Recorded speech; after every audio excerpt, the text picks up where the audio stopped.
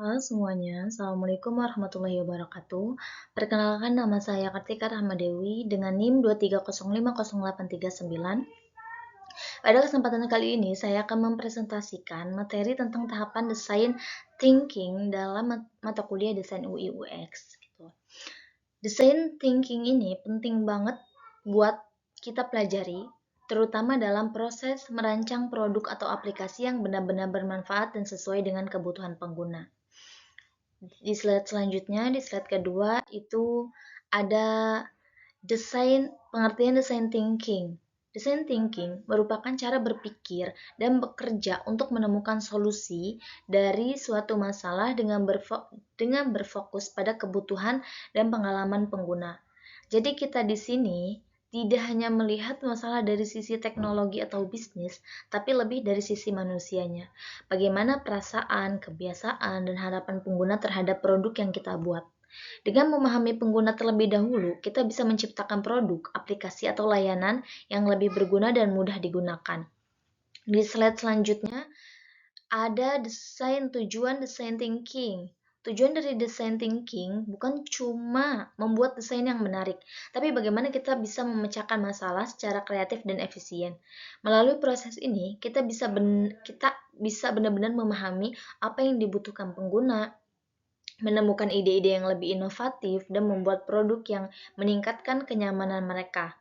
Selain itu, design thinking juga membantu kita menghemat waktu dan biaya karena prosesnya terarah dan berdasarkan data nyata dari pengguna. Intinya, metode ini mengajarkan kita untuk berpikir secara pengguna tapi bertindak seperti desainer. Gitu. Di slide selanjutnya itu ada 5 tahapan design thinking. Ya, dalam proses design thinking ada 5 tahapan utama yang saling terhubung, yaitu ada emphasis, terus yang kedua ada define, yang ketiga ideas, yang keempat prototype, dan yang kelima itu ada test. Kelima tahapan ini tidak selalu dilakukan secara berurutan karena bisa saja kita kembali ke tahap sebelumnya kalau diperlukan. Yang paling penting adalah setiap tahap dijalankan dengan tujuan memahami pengguna dan memperbaiki solusi yang sudah kita buat. Kita teman-teman. Nah, slide selanjutnya di sini ada empathize. Tahapan pertama yaitu empathize. Pada tahapan ini, kita berusaha memahami pengguna secara mendalam dengan melihat dan merasakan apa yang mereka alami. Kita bisa melakukan wawancara, observasi, atau survei untuk mengetahui kebutuhan, kebiasaan, serta masalah yang mereka hadapi. Misalnya, jika kita ingin membuat aplikasi belanja, kita perlu tahu hal apa yang membuat pengguna nyaman dan apa yang membuat mereka enggan menggunakan aplikasi tersebut, teman-teman.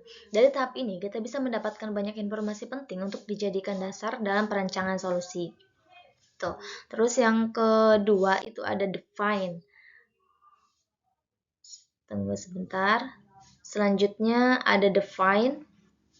Tahap kedua adalah define, yaitu merumuskan masalah utama yang ingin kita selesaikan. Data dari tahap empathize dikumpulkan lalu dianalisis untuk menemukan inti masalah.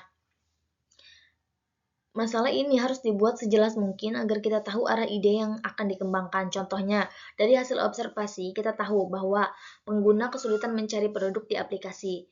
Maka masalahnya bisa didefinisikan seperti di situ bagaimana cara membuat tampilan aplikasi yang memudahkan pengguna menemukan produk dengan cepat, gitu ya, teman-teman. Bisa diarahkan seperti itu. Terus selanjutnya ada ideas. Tahap ketiga adalah ideas, yaitu tahap menghasilkan ide-ide kreatif sebagai solusi dari masalah yang sudah ditentukan. Dari sini kita bebas berpikir tanpa batas, tidak ada ide yang salah, semuanya sama. Semua gagasan dikumpulkan dulu sebelum sebanyak mungkin, baru nanti dipilih terbaik yang realistis untuk diterapkan. Misalnya, ide membuat fitur pencarian cepat, menambahkan fitur filter kategori atau mengubah tampilan halaman utama supaya pengguna lebih mudah menemukan yang mereka butuhkan gitu. Terus slide selanjutnya itu ada prototype.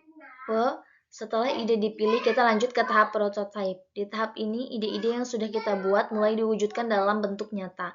Bisa berupa sketsa, mockup, atau tampilan aplikasi sederhana lainnya.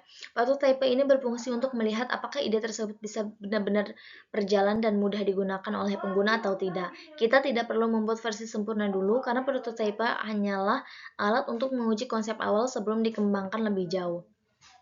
Terus ada tes. Tahap terakhir adalah tes, yaitu menguji prototipe langsung ke pengguna. Di sini kita melihat bagaimana pengguna berinteraksi dengan produk yang kita buat, apakah mudah digunakan, ada yang membingungkan, atau justru sudah sesuai dengan harapan kita. Dari hasil pengujian ini, kita bisa tahu bagaimana yang perlu diperbaiki atau diubah. Proses tes bisa dilakukan berulang kali sampai kita yakin bahwa solusi yang dibuat sudah benar-benar efektif dan sesuai kebutuhan pengguna. Itu teman-teman. Terus di slide selanjutnya itu ada kesimpulan. Ya. Design thinking adalah proses yang mengajarkan kita untuk memahami pengguna sebelum menciptakan solusi dengan 5 tahapannya. Yang tadi, empathize, define, edit, sama prototype dan tes. Ada 5. Kita bisa menemukan solusi yang lebih kreatif, efektif, dan juga bermanfaat. Intinya design thinking bukan cuma soal desain, tapi tentang bagaimana kita berpikir seperti pengguna untuk menciptakan sesuatu yang bermakna. Itu teman-teman. Kurang lebihnya mohon maaf. Assalamualaikum warahmatullahi wabarakatuh.